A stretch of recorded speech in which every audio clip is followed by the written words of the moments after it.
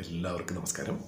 ഇന്നത്തെ ടോപ്പിക്കിൻ്റെ തലക്കെട്ട് ഇങ്ങനെയാണ്: motivate employees set in their ways. അതായത് നമ്മുടെ ഇപ്പോൾ ഒരു ടീം ഉണ്ടെങ്കിൽ ആ ടീമിൽ തീർച്ചയായിട്ടും വ്യത്യസ്തമായിട്ടുള്ള സ്വഭാവമുള്ള ആളുകളുണ്ടാകാം. അതിൽ ഒരുപക്ഷെ നമ്മുടെ ടീമിൽ ഇങ്ങനെ ഒരു വ്യക്തി ഉണ്ടാകാം, എല്ലാ കാര്യവും വളരെ വൈകി ചിന്തിക്കുകയും വൈകി പ്രവർത്തിക്കുകയും ചെയ്യുന്ന ഒരാൾ. ഉദാഹരണത്തിന് നമ്മളിപ്പോൾ നമ്മുടെ ടീമിനോട് മൊത്തത്തിൽ എന്തെങ്കിലും ഒരു കാര്യത്തെക്കുറിച്ച് ഒരു ഫീഡ്ബാക്ക് തരാൻ ആവശ്യപ്പെട്ടിട്ടുണ്ട്. അതിൽ ഒരു വ്യക്തിയെങ്കിലും ഒരുപക്ഷെ ആ ഫീഡ്ബാക്ക് തരാത്തൊരു വ്യക്തി ഉണ്ടാവും.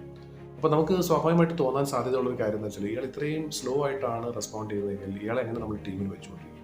പക്ഷേ അയാൾ ആ സ്ലോ ആയിട്ട് റെസ്പോണ്ട് ചെയ്യുന്നതിന് അല്ലെങ്കിൽ ആ ഫീഡ്ബാക്ക് തരാത്തതിന് എന്തെങ്കിലും കൃത്യമായിട്ടൊരു കാരണമുണ്ടാകണം. അപ്പം അങ്ങനെയുള്ള സാഹചര്യത്തിൽ അവരെ നമ്മൾ വഴക്ക് പറയുകയോ അല്ലെങ്കിൽ വെറുപ്പിക്കുകയോ ചെയ്യുന്നതിന് പകരം ഒരു വ്യത്യസ്തമായിട്ടുള്ള രീതിയിൽ നമുക്ക് ഇതിനെ ആ വ്യക്തിയെ നമുക്ക് മോട്ടിവേറ്റ് ചെയ്യാൻ പറ്റും. എങ്ങനെയാണ് ചെയ്യാൻ പറ്റുകയെന്ന് വെച്ചാൽ, അയാളോട് ചെന്ന് പറയുക, നിങ്ങളുടെ എല്ലാവരുടെയും അഭിപ്രായം കിട്ടിയാൽ മാത്രമേ, ഫീഡ്ബാക്ക് കിട്ടിയാൽ മാത്രമേ നമുക്ക് മുന്നോട്ട് പോകാൻ സാധിക്കൂ. അപ്പോൾ ഈ കമ്പനി ശരിക്കും നിങ്ങളുടെ ഒരു ഫീഡ്ബാക്കിന് വേണ്ടി കാത്തിരിക്കുകയാണ്.